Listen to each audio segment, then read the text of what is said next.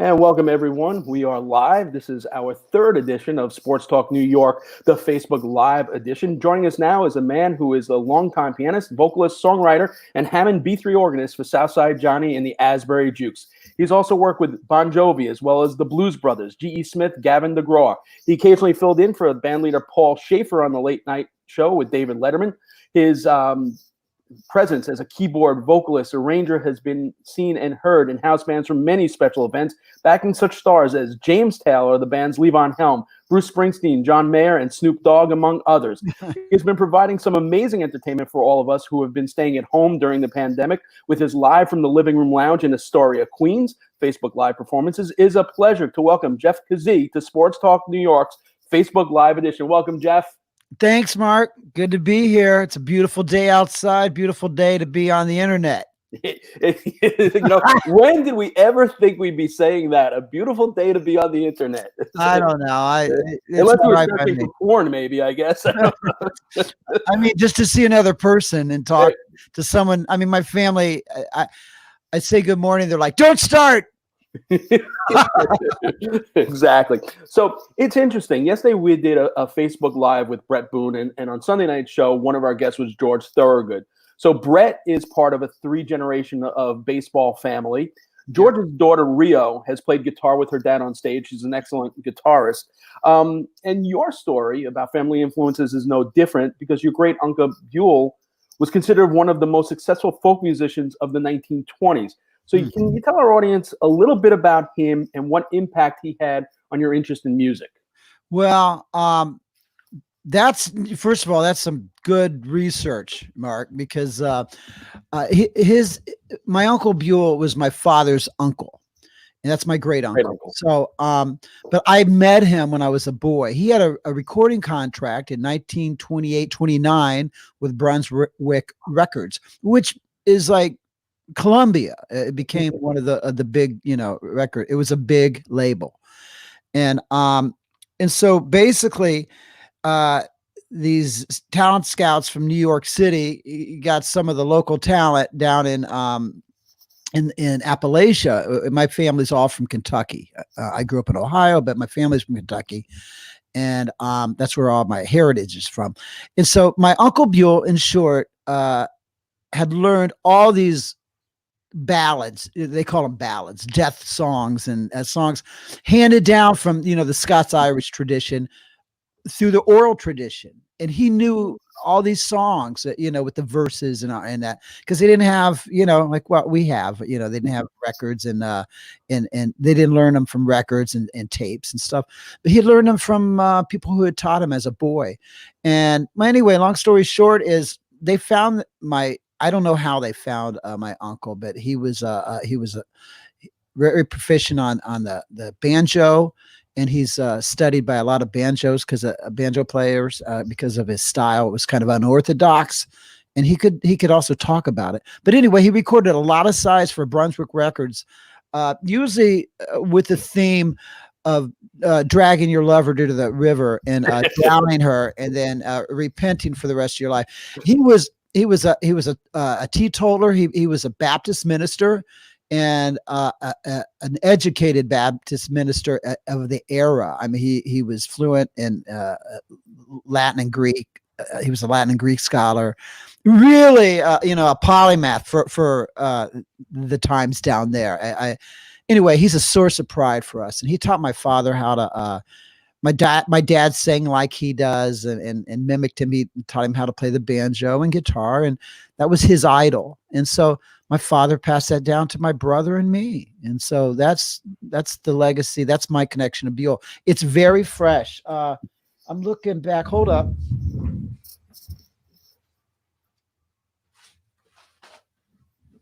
You can't see my studio, but I have only a few things, but that's right there.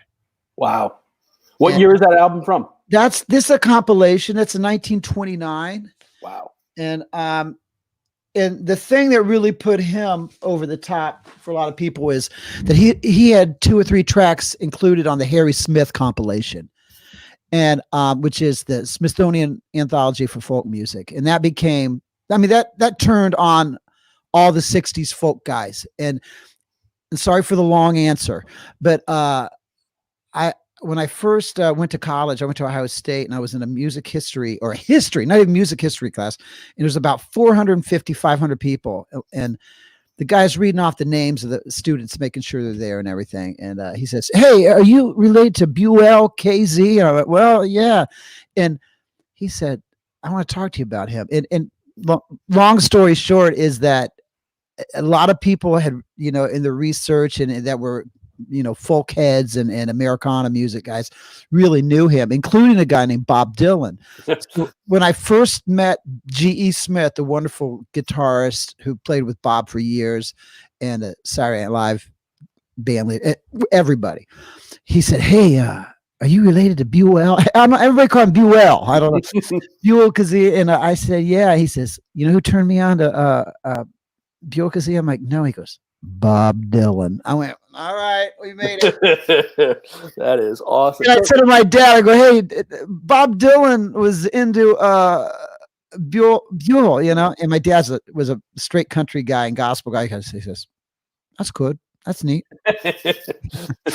Not that. Wow. But, it's so interesting because this January I covered the NHL winter class, the All-Star game, and it was in St. Louis. And while I was there, my friend and I took in the National Blues Museum. And when I hear you sing, and they had lots of clips, and it's an eye opener for us that really, we, at least me, I take for granted the lineage, and I didn't know the history until I took in this museum. It was a fabulous museum. But when I hear you sing, to me, it's straight up Mississippi Delta blues with a chaser of rock and roll. And in our landscape, nobody really does that better than Southside and the Asbury Jukes. Yeah. So for me, you guys were a match made in heaven. How did you come to be a member of the Asbury Jukes? Well, first of all, thanks for the compliment. When I grew up in a musical family, and I sang the way I sang, whether I was singing a song by Squeeze or whether I was singing in the church choir. But I remember my mom and dad saying, I came from a very good musical family. So my voice was different. I grew up very white, not Barry White, but very white. And not Barry White, who is the Toronto Maple Leafs mascot. Exactly. So I grew up, but listening to the radio and taking a lot of influences, and obviously country and gospel from my parents. And my mom made us take classical piano lessons, and I was deep into that. And that's still a big part of my life. But like growing up, I listened to the radio, and I got into soul music. I never imitated or anything like that. I was a big Ray Charles fan, and all that stuff. But my voice, if you listen to old country music, there's a marriage in between blues and R&B and country and rural, So I guess I got it. But I remember my mom and dad saying, "Son, maybe you should take vocal lessons." I swear to God, they were like, they didn't know what to do with it, because they were like, like that. In the country, a little different, but I was a fish out of water. So, I was on my own with the voice. But anyway, one guy that really dug it, was Southside Johnny. And basically the guy I replaced, his name was Rusty Cloud, had been in the band for a long time, and he just tired of the road. And he wanted a sub. So I came in and subbed, and he would give me all the places he didn't want to go. I won't say the towns because I understand now. But I started doing it, and within 3 or 4 shows, I was like, I'm not going to sub for this guy anymore because I coveted it. You know what I mean? Yeah. And like a good Baptist son, I was not supposed to covet. I wanted to be in, but the timing was fortuitous because I don't know, maybe 2 weeks later, he must have been test running me because Rusty said, "Hey, I'm leaving." So Johnny says he's cool with you, but you'll love this. The first gig I did, he said, "Do you know this?" If you're alluding to the fact that John Bon Jovi and Steve Van Zandt, like I was going to ask you that, like your first gig, what's going through your head when John's there for the entire gig, and then just for kicks, let's throw a little Steven out there on stage as well. Well, This was in 1998, and I was in the scene in New York City, and I was making a living. I was doing well. I was doing studio things, but I had not really caught a break of something to hang my hat on. You know what I mean? I was on the on the upside as far as musicians, and I was getting hired a lot. I was doing a lot of session stuff and commercials and jingles and singer songwriter things, and but I had not had, I wanted to be in a band or something like that. So anyway, I got called to sub. It was down in Seabright at the Trade Winds. Did you ever go down there, the old Trade Winds? Yeah. So those were some great shows. So that was my first thing. So I get there, I park. There's nobody. There's not a huge scene. It's like sound check. I'm there an hour early, I'm first guy there. So I walk in, they're setting up, and I see this guy named Hood, who's our roadie, was our roadie. We'll talk about that later. But he says, you set up over there. What's your name? Blah, blah, blah, blah. So I set my gear up, and no big deal. And about an hour later, this guy just walks in, like it's like barrels through the thing. It's curmudgeonly walking through, and he's got sunglasses, and he says, "You the keyboard guy?" And I go, "Yeah, I don't, And I'm looking, I go, he's got like not a golf shirt, but like a collared, He looks like an accountant on his day off, and it's Southside Johnny, and he says, I don't know if I want to do all these songs for a sound check. He goes, play the intro to Fever. Do you know the intro to Fever? Play the intro to Love on the Wrong Side. Play the intro to this. I said, all right, so on. So that was my sound check. That was my rehearsal with the band. I learned everything off of a cassette tape that Bob Bandiera sent me. So anyway, long story short, again, I'm a long story short guy, by the way. That night, I look over and there's the extra amp. I said, what's the extra amp for? And they go, oh, John Bon Jovi is playing, And so John actually did show up for sound check, and he kind of, Johnny didn't do the sound check, but John did, because see, that's the kind of guy John is. So meanwhile, he goes, hey, I'm taking everybody to my house for a barbecue, So I went to John Bon Jovi's for sound check dinner, right? Wow. And I'm sitting there going, what the? And like, I wasn't like a super Bon Jovi. I wasn't my scene, I mean, I love the hits and all that stuff, but that wasn't my scene, I loved rock and roll, but I was like more of a Replacements, blah, blah, blah, and even like hit records and stuff like that. I was more of like a Bryan Adams guy, the voice and Bruce and rock and roll, but like I didn't dislike it, but I did know that he was a huge rock star and had the goods. And I immediately saw what John Bon Jovi was about, and that was about getting it done, because he took over. He said, you gotta write a set list, Southside, and he wrote the set list. And then later on, this guy comes in, bigger than life, and it's Little Steven on the comeback trail, though, right? Because Bruce had just kind of come back, the Sopranos had come back, and Steven was becoming Steven again, like big, and what timing. Unbelievable. So you mentioned that, he said, play the intro to this, play the intro to that. No. And anyone who's taken a Southside show knows that you never get the same show any night. There's always a surprise song thrown in there. Same can be said of Bruce. Max Weinberg's jukebox has a list of over 400 songs that the audience picks out. Yeah. What makes these Jersey guys so versed in, the entire catalog of music that, on a drop of a dime, you guys can, play anything? Bar bands.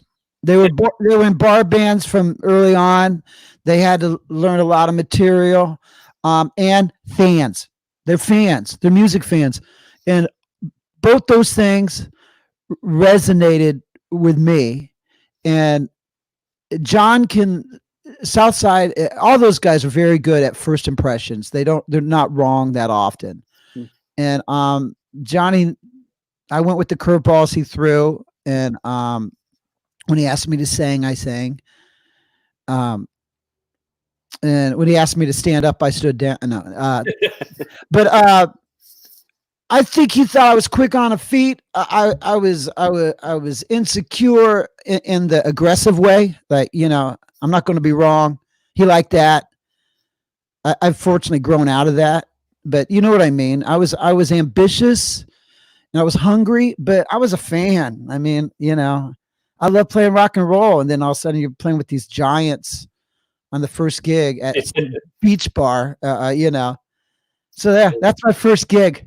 Pretty incredible. So from that first gig, you eventually become the Jukes musical director and occasional lead vocalist. That role had been filled in the past by Steve Van Zandt, the aforementioned, then guitarist Billy Rush, then guitarist Bobby Bandieri, who, by the way, if anyone's listening and gets a chance, may do one of the most incredible versions of Here Comes the Sun I've ever seen. So check that out. Those are some pretty big names. So I guess the question here, does a keyboard player bring a different point of view as towards the direction of the band in that role? I would say, yeah, but I think one of the things I had going listen, Bobby is an incredible guitarist and singer on his own, right? You know what I mean? He would carry the show if Southside went down or something like that. And when I joined the band, within a few years, I was we were a 1, 2, 3 kind of singing thing. It was Bob was in charge of the band. Johnny's was the guy, and then I was just like trusted, So, but the 3-part harmony there was pretty formidable, and it was some good times, and the musicality was incredible. And Bob was a strong band leader. So I lost what was the question? So the difference in ability as a keyboard player being the musical director as opposed to Steve and Bobby guitarist, what's the difference? What do you see musically? Do you see things differently?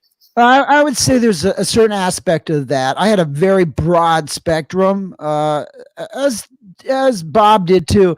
But when I became the band leader, like when he talks, I can play behind him a little bit. You know what I mean? Like I think I brought a little glue to it for that way. And I've never been afraid to be a little show business. Like, I like entertaining people, but I like supporting the lead singer. And I would say what I had going for me for a keyboard player, because usually keyboard players really, they're a little square. They're kind of more square than usual. But I was a rock guy. I love rock and roll. I don't have to play on every song. Rock and roll is guitar driven for the most part. But then I brought the Jerry Lewis. I brought that too. But I brought the Jerry Lewis and the Little Richard thing. I mean, and the New Orleans thing. So I probably brought that in. Which, if you know the history of Southside, he's a big Lee Dorsey and a roots guy. In my country music knowledge, so I brought a few other things, but I always understood that it was essentially a guitar and horn driven band. Now that kind of changed, but not because I wanted to. Johnny changed a little bit, and it evolved. Yeah, it's interesting you mentioned that about the piano, because I'm thinking early on in Billy Joel's career, probably like I'm thinking 79 or 80 Nassau Coliseum. I'll never forget this. He talked about the drawbacks of being Billy Joel, the piano player, like in a live concert venue. He says it's not like he could pick up his guitar and run around stage. But for me, and obviously you mentioned the guitar driven or the horn, but for me there are two things that if I don't get at a Bruce concert or a Southside Johnny concert, I'm totally crushed. And that's Roy Bittan's piano solo on Racing in the Streets. I mean, I can listen to that forever. And then you in tandem with John Isley on the sax doing Just Walk Away, Renee. And you mentioned that glue. And that for me, it's mesmerizing. So you mentioned that they're basically guitar-driven, horn-driven. But I kind of think that the piano is the essence of both of it, whether it be E Street or the Jukes, kind of ties it all together. Yeah. And it's so seamless that sometimes you don't notice it.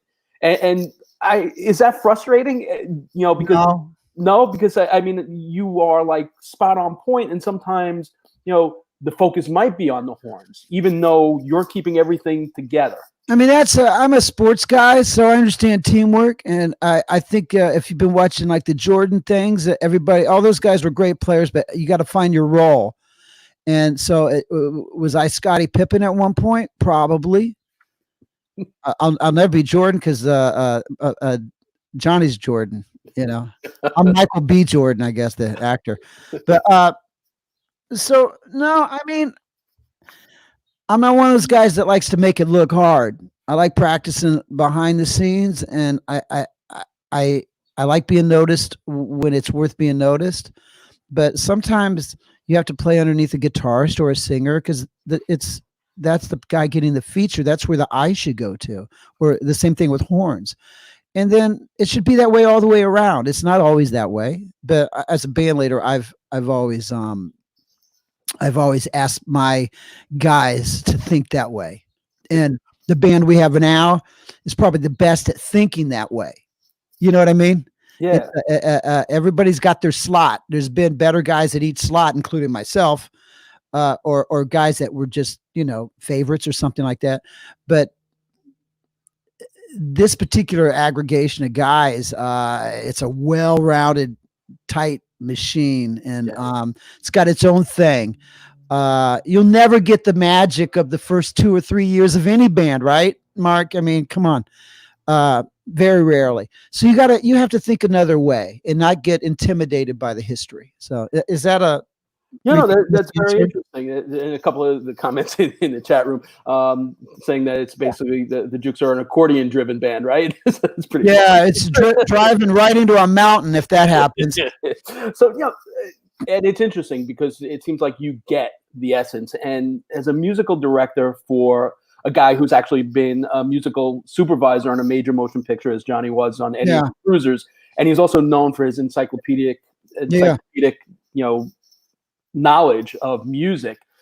As Adrian Monk says, is that both a blessing and a curse to be working with someone like that? Because, do you guys sometimes butt heads? Like he might, envision a certain song one way and you envision it a different way?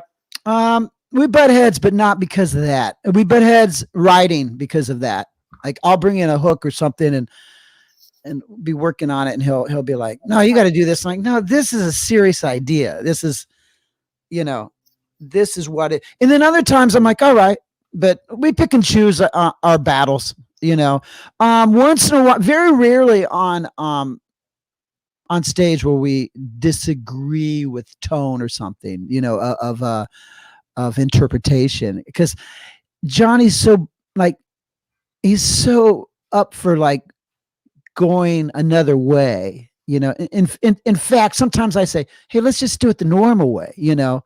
That's strange for us to do it the normal way, So once in a while we'll butt heads like that. I butt heads with him on melodies and stuff. Sometimes I'm like, just sing the melody, but it's not because he's lazy or taking the song for granted, but he's always trying to, reinvent it. And sometimes I'm like, the wheel's pretty good, But with that being said, he's the man, So and sometimes he turns those same parameters on me. Sometimes I need to be told that too. So we have a good head butting relationship.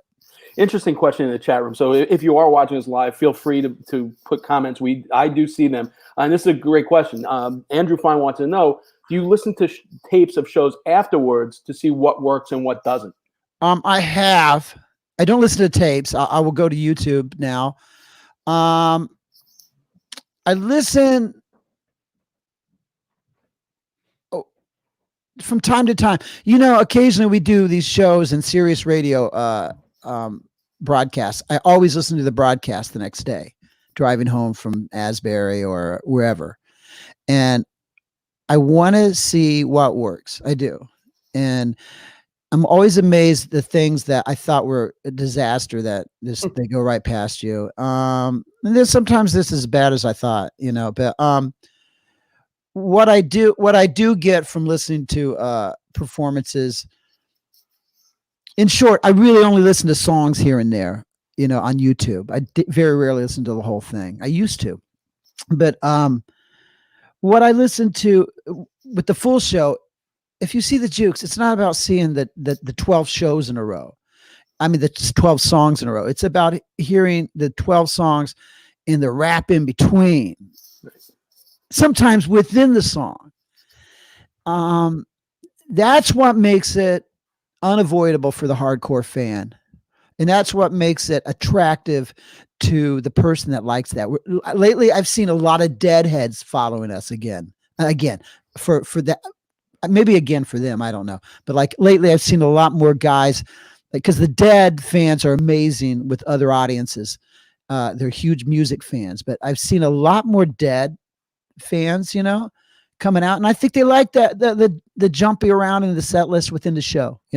Sometimes it's free form, and that can be infuriating for some listeners that just go, nah. I mean, there's plenty of people who go with the Jukes. No, not going to do it. It's interesting because during the evolution, like early on, and I mentioned before, one of my favorites is Walk Away Renee, and he doesn't always play that, but now it's morphed into something different. There's a rap in there, and also now like there's a little bridge where he just does a little riff on Just My Imagination during Just Walk Away Renee, which I absolutely love. So it took something that was a staple that I loved, and in my opinion, he's made it better. So when you say that no band can ever recapture the beauty of the beginning, sometimes that maturity adds so much to it and the polish. So it's interesting you brought that up. Your fingerprints are all over Southside's last 3 studio releases. Pills and Ammo, which we actually had Southside on our radio show at that point talking about that. Songs from the Barn and Soul Time. For me, Soul Time might be one of the most underrated CDs in years. For me, it's kind of a celebration of the raw power of the 70s soul music. It plays to all the Jukes strengths. Basically, it's Junior Walker and his All-Stars, Sam and Dave, gospel, R&B, Booker T and the MGs, Isaac Hayes, Curtis Mayfield, Bobby Womack, Tom Waits, 1970s synthesizers, rock and roll, thrown in a blender, then thrown in a whole bunch of massive steroids. I have to imagine the recording process and the writing process of that album with Johnny had to be an absolute blast, or hell. Which of the two was it? And tell me a little bit about it. I'll say this. It was probably the easiest record we ever did. And I'm trying to think why. First of all, you're picking all the right albums, because for the listener. Yeah. Right? Awesome. Absolutely awesome. So underrated. And I'm proud of this because I designed a cover. I didn't take credit for it on the here, but I mean, somebody else did the hard work. I just put it on a napkin, and I was proud of it because I just wanted it simple. Here's what we want right here. Sultan. We didn't even have a title for it. And I was like, hey dude, this is a throwback record, but we're not imitating, we're getting inspired, and it's Soul Time, and we need to embrace this. And it needs to be a fun record, because we've done a record called Pills and Ammo, which is a fun record too, but it's a little dark in some ways. The song about the winter, I kind of that one. Yeah. So I had a couple ideas of these songs, and I would play them or send them to John, sometimes just me on a voice memo on the phone. And he's like, perfect. And I was like, I want to do a Curtis Mayfield song. He's like, perfect. So that was easy, man. That was a really easy thing to do. He says we did it in 2 weeks, but that's a guy that didn't drive till he was 40, who thinks everything's magic. It took him 2 weeks. It took me about 2 months. Yeah, he thinks we've only been home for a week right now, Johnny, right? He invented social distancing. but yeah, I mean, the inspiration came easy. The songs came easy. They were highly arranged when I gave them to the guys. And then the guys added their tweaks and arrangements. And some things I left blank and said, depending on what the song was. Sometimes I had a full horn thing in my head, that was dummied up on my synthesizer horns and stuff and on the demo. And other times I'm like, I know what Chris Anderson is going to write for this, or, he knows what I want. And I would give him parameters and they would write stuff out like that. And that goes to all the instruments, I try to give a demo either super specific or super open, you know? Interesting, because for me, the whole album, like I said, is awesome. But I think the cut for me that defines the album is "Ain't Nobody's Business." The horns to me are in maybe the most sync I've ever heard on an album. The background singers adds that extra adrenaline rush, and then you have the organs and the pianos seem to be like layered. And for someone who's got no musical skills other than being able to take the CD and put it in the player, what are some of the techniques and nuances that define that cut musically?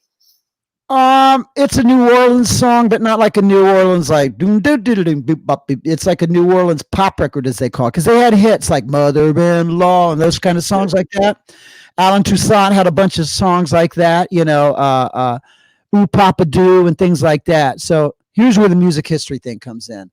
So I would say, hey man, I got a New Orleans pop thing, and he's like, what, And so I'm thinking of what's the thing, Working on a Chain Gang, remember that tune? Yeah, Devo covered, had the big hit. Right. That was that was an Alan Toussaint song with Lee Dorsey as the artist.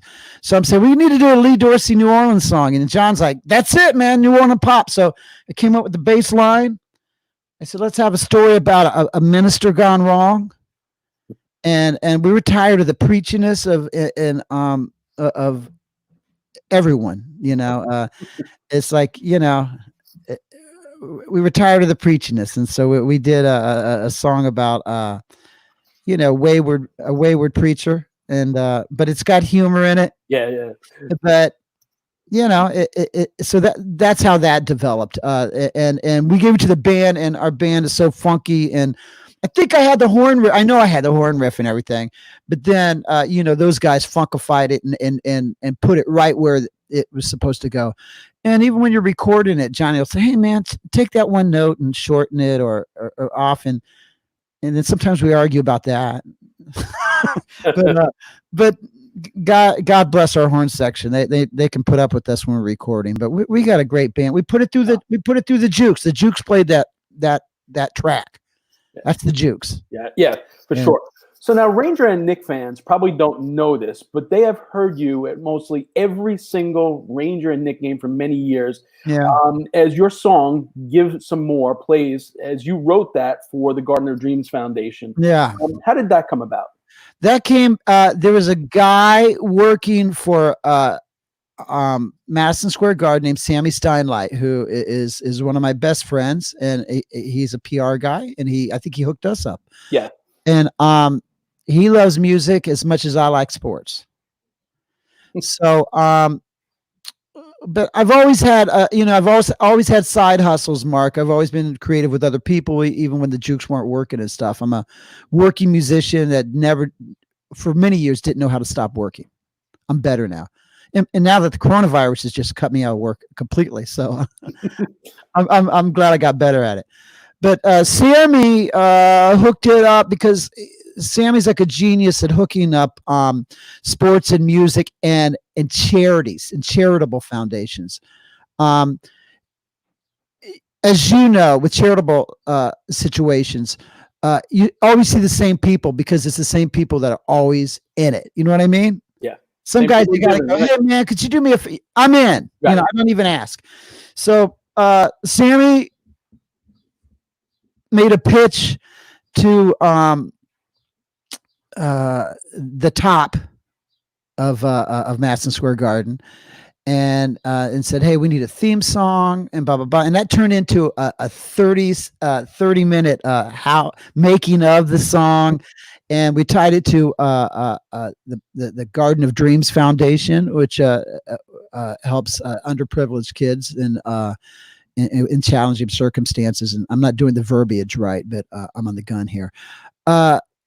And I made this song. I wrote it in my basement, and I sang it. And then we got Robert Randolph, the great steel guitar and a singer, and then we sang a duet on it. And then I hired like the greatest band in New York, and we went to a studio and recorded it in one day.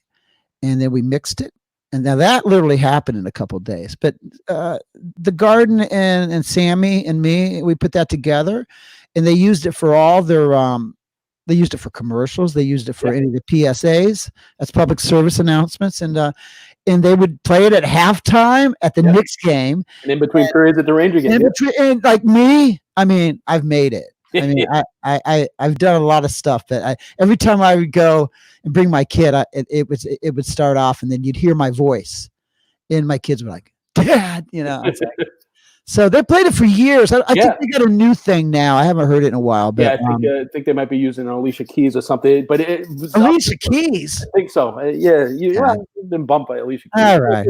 So listen, there's a couple of things in the chat room that we got to get to. Number one, obviously, behind you is the Reds hats. And speaking of the aforementioned Sammy Steinlight, he wrote, "Would love to hear the Letterman Charlie Hustle story." So let's go with that one. Okay, the two of my favorite things ever in life were Pete Rose, Charlie Hustle, who should be in the Hall of Fame. Yes, he should not be in baseball, but he should be in the Hall of Fame. Agreed. And one of my favorite players as well. I still believe in, if you sign a contract, you honor it. I still believe in if you go in a situation with the rules, you have to follow it. Okay. Agreed. But he also, my take is, and I've said this so many times on our air, that he has a gambling addiction. It's like any other addiction. I guess he could have helped himself. And I love Dwight. Dwight's a good friend of mine, but Dwight obviously at the height of his cocaine issues was not getting cocaine from a reputable person, obviously at that point, right? Or any point if you're buying cocaine. And his dealer could have said, "Hey, Dwight, you're a huge favorite tonight. And if you don't throw the game, I'm going to blow the whistle." So in one respect, that improved the integrity of the game the same way that Pete did. And there was never proof that he bet against his team. Yeah. But that's a whole different subject. But okay. I hear your point, and counter with, I think that gambling and the ability to fix games is much higher. I think it's a much higher probability or easier way to do it if you got a gambling addict. Of course, our nation is gambling addicts right now, so now, I mean, Major League Baseball is in business with gambling addicts. So do I think that they could probably relax it? Yeah. Do I think they would have relaxed it on Pete? Yeah. But Pete Rose, my idol, is a degenerate liar.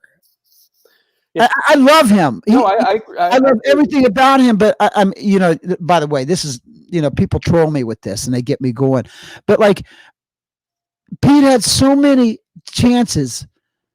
Rob Manfred that's a commissioner of baseball for the musos out there that don't follow sports.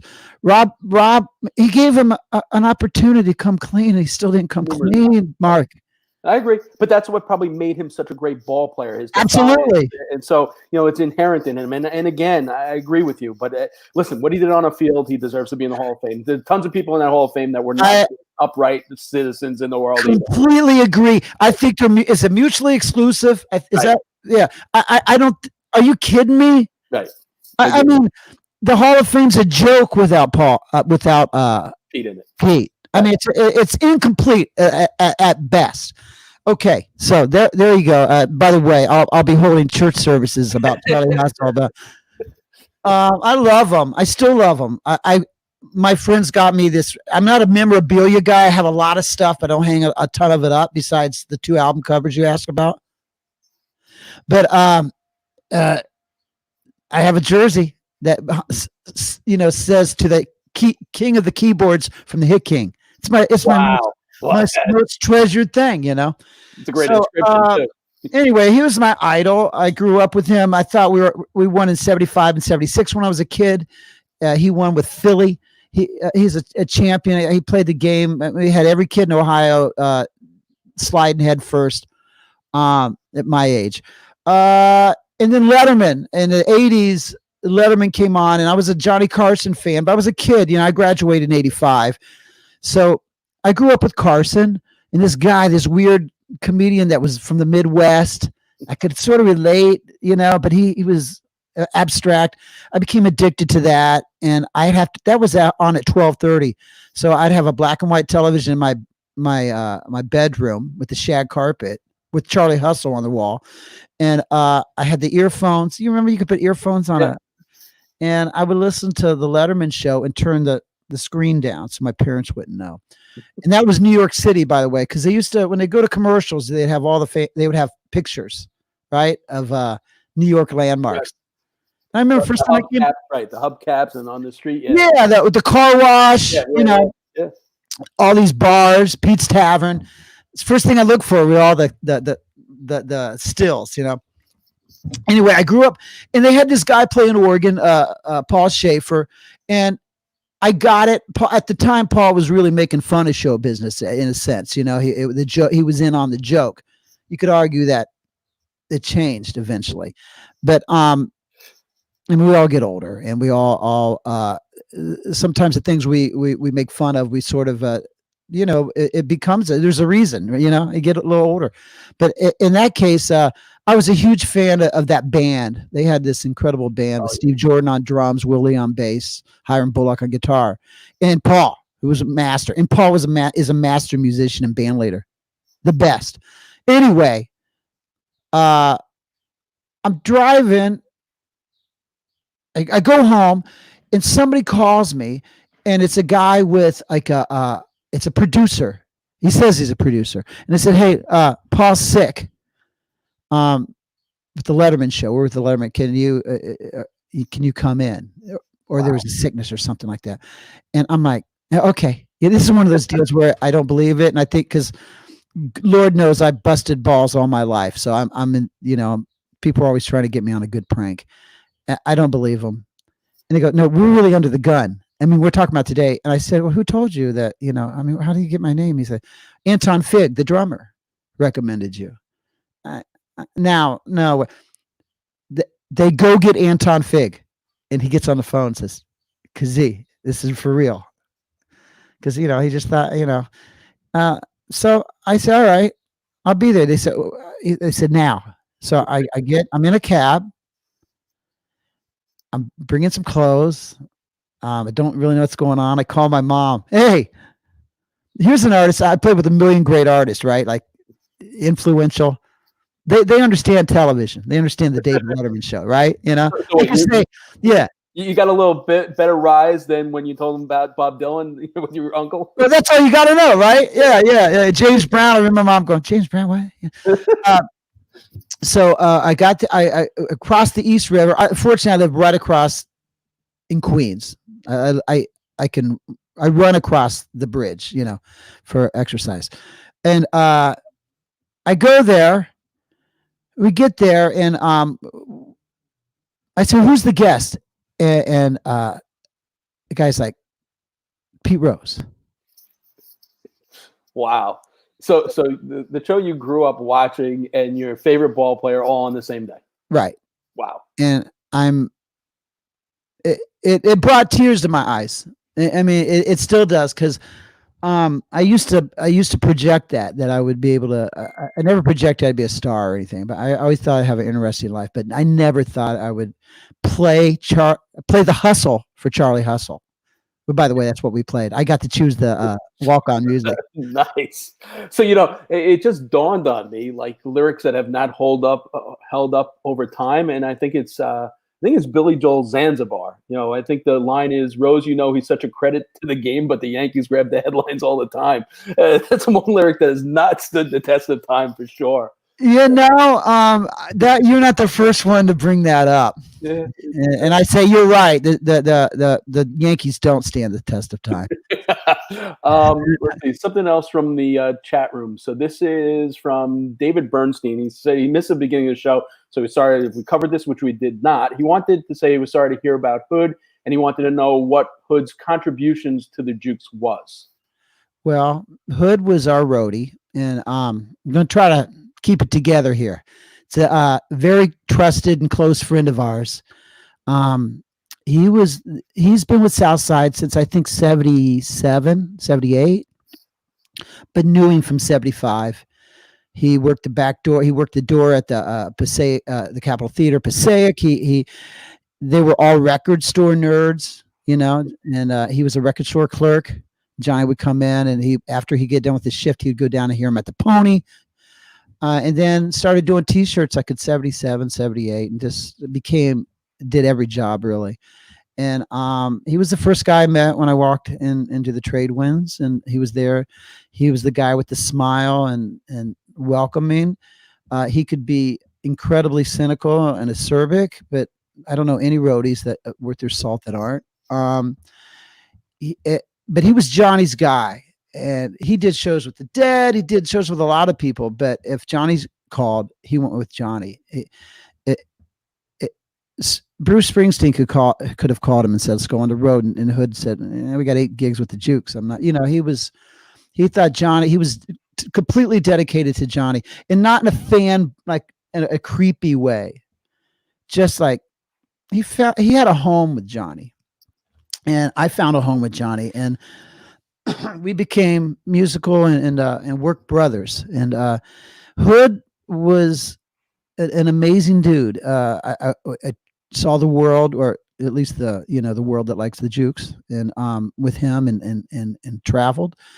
And if you look on any picture that I'm in, where the screen's wide or even close, he's right behind me, right behind my see where the Reds hat is? That's where Hood would have been, that the baseball hat. And I would think, hey, I might need something cold to drink. I mean, or I might, and boom, he's there, like a great roadie. But so anyway, he had heart problems and big time in the fall. Went into a coma for a while, and we didn't think he would make it out of it. He made it out, got better, had to kind of learn how to talk because they had to do things to him, and somehow talked his way back onto a tour run down in Florida. And because we all agreed that it's not very good for him to be out there, blah, blah, blah. And Johnny said, I'll take care of it. I'll tell him. And then, of course, Johnny caved because Hood made his case. What else am I going to do? Blah, blah, blah, blah, blah. Anyway, so we had a nice run. We had to come home a week early because of the Corona thing. And I talked to him 2 days before, and he passed on. So I hate to give you all the details, but his life was an incredible life. He was a rock and roll fan who hated the Beatles. He said, he'd say, "Hey Hood, what do you think about the Beatles?" He'd say, "It's a barbershop quartet with rock instruments. We saw Stonehenge in England." He's like, "What's the big deal? It's just a bunch of stone." We went to the Tintern Abbey, and where's that? In Wales, maybe? I don't know. It's in England or UK, and it's a burned out shell, ancient abbey. What do you need this for? I could go to Newark and see a burned out cathedral. That's all you had to know. And he smoked more pot than any guy I've ever seen, and didn't curse. I've never known anybody that got into an Econoline van on the road as a musician didn't curse. And the last thing I'll tell you is he almost killed me in Southside and Chris Anderson while driving in a Econoline van, and ran off the road because he fell asleep. Going to a one-nighter in New Hampshire after playing in Alexandria, Virginia. Oh, yeah, good agent. So anyway, I'm going to do a performance tonight, and I won't do anything sad for him because he wouldn't have liked it. He wouldn't have taken it. He was crusty. So I miss him. I loved him. I don't like to say like a brother. That's hard for me to say, but because I had a brother, but I loved him as much as you could love a fellow worker and friend. He was just special. So Hood's famous, by the way, because he was the nicest guy off the stage and great with kids. And he just knew who to help, and he was open, and he was honest, brutally honest. So, and it was Johnny's right-hand man, Yeah. So we're going to miss him. So thanks for asking. Yeah, that was one of the viewers, listeners. So before we went on, you and I spoke for about 2 minutes before we went live, and I mentioned that a good friend of mine, popped in. My wife had arranged. Yesterday was my 60th birthday, so a good friend of mine, Willie Nile, popped on, and you said you have a great Willie Nile story. So I have to hear it because I love Willie. It's a twofer.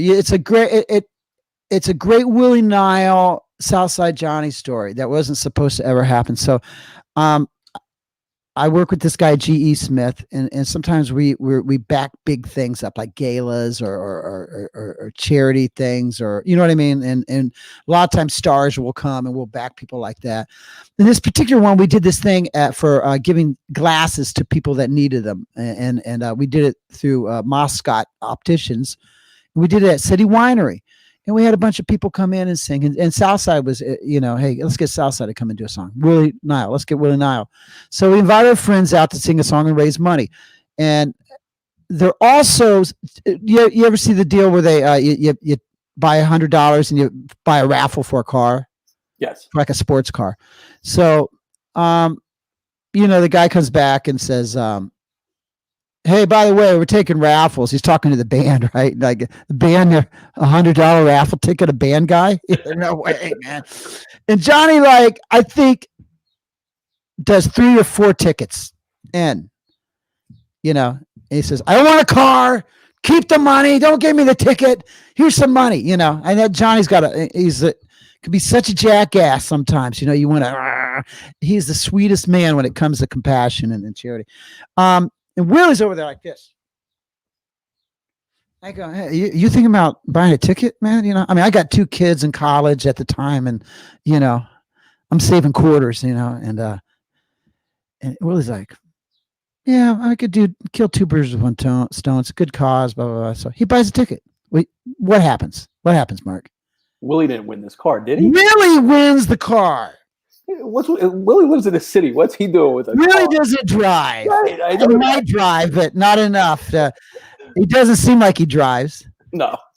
For people that don't know Willie, and many of you do, Willie is from Buffalo, is a great singer-songwriter, also holds a day gig involved with some music things, but is a real lifer rocker and has his fans are legion, Pete Townsend, Bruce Springsteen. Everybody loves Willie.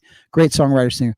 He wins it, and so the band's like, what? And everybody's going crazy, and Willie on that 1 ticket won, and and then on stage, Johnny's like, you got to give it back, Willie. You got to kick it back in, right? This car's like $30,000 car, right? And Willie's like, just kind of like, and we're all like, hey, Johnny, Johnny's, he's fully in gear. Come on, Willie, give it back. It's bullshit. You got to, and we're like, hey, man, let him have the car. Anyway, long story short, you know what happens. He does not kick it back, and he shouldn't have because he wasn't loaded. And Willie kept the car, and I think he sold it like immediately. I think he was like transferring the title out on the street to some other guy for like 20 grand. I don't know. Oh, that's all you got to know about those guys. It was great. And Willie's like, I don't need a car, but I'll take the cash. Which what we would have done, So I got to ask him about that. That is awesome. That is a great story. So tomorrow night, Wednesday night, yes, 29th, 8 p.m., you will be doing your 6th edition of Live from the Living Room in Astoria, Queens. Yeah. Previous shows, you played songs of some of your favorite recording artists, including Leon Russell, Crowded House, Elvis Presley, Elvis Costello, Jackson Brown, Fountains, Wayne, Squeeze, The Police, Elton John, Billy Joel, the band. And you probably giving us the best keyboard music from Astoria, Queens since Jane Jarvis at Shea Stadium. Whoa, yeah. What was the inspiration behind this series?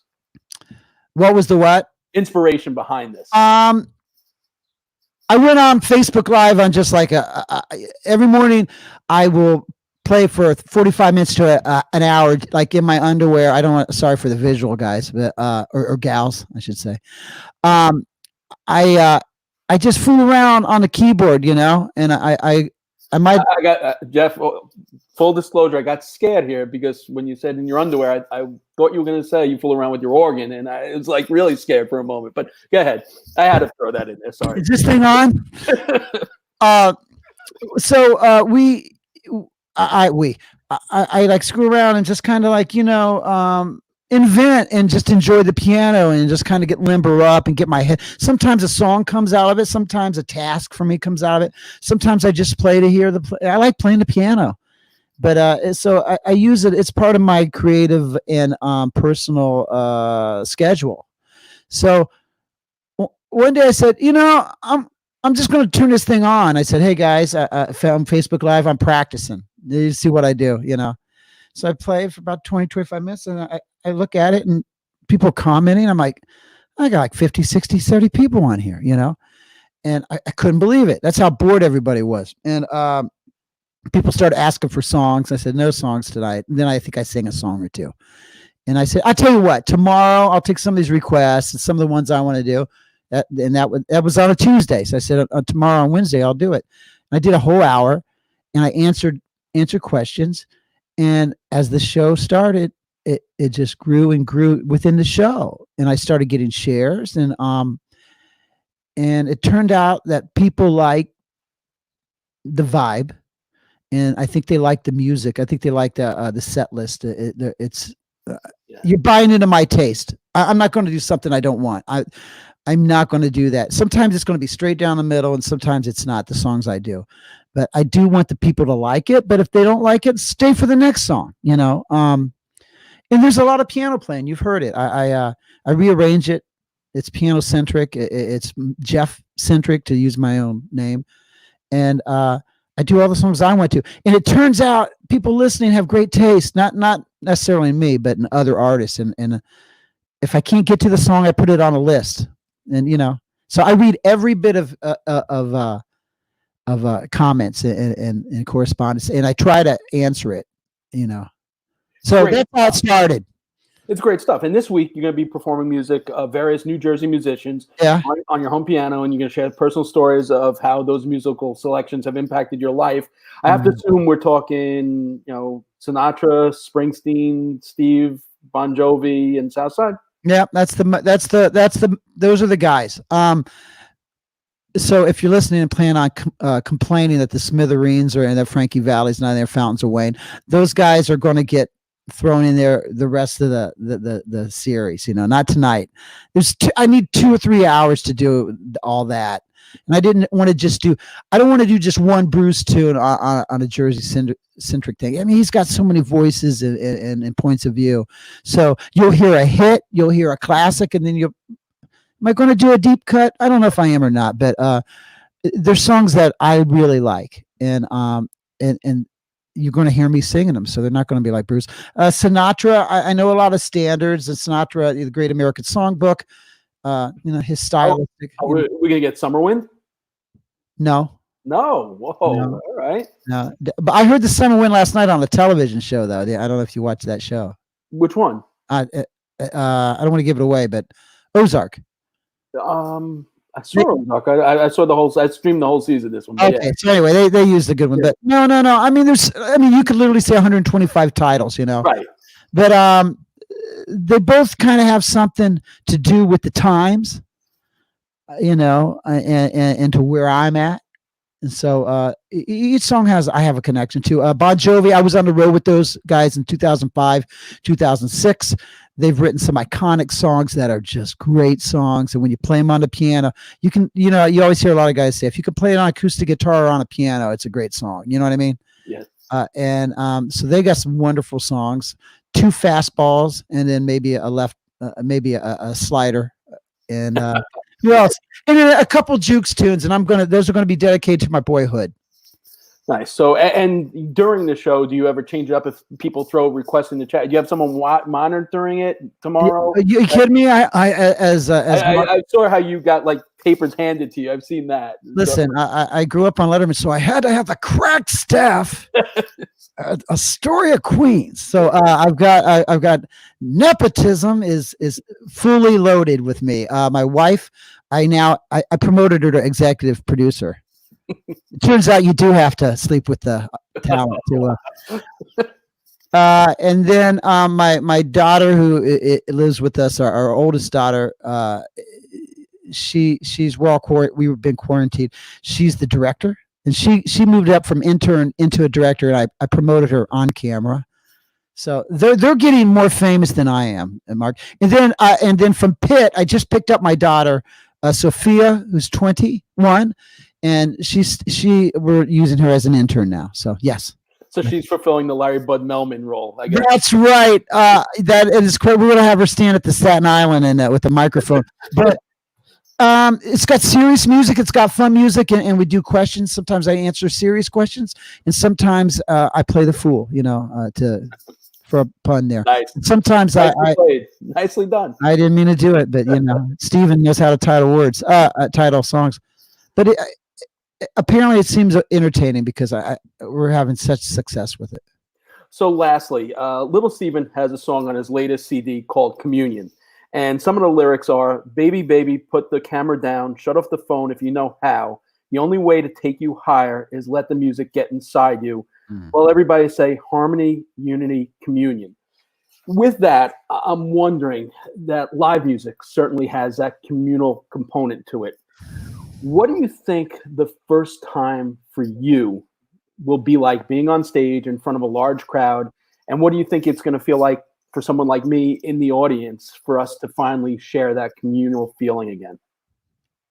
Given that it's been taken away from us right now. Yeah, I guess it depends on who you're going to see. If are they emotional connectors like the Jukes or Bruce, or are you going to see Sonny and Cher tribute act? I'm sort of making light of it, but I know the question meaning. Will it take on some poignance or some greater importance, right? And I think it will. I know for me, I'll answer the first part of the question. For me, it will be emotional because I don't take for granted what I do. It's not technically essential. This is a second part answer here. You and I know music is essential for growth and soothing and joy and celebration. It's good for the soul, but it's not saving lives like physically. You know what I mean? But it's very important to a civilized society, right? Yeah. And we're a civilized society.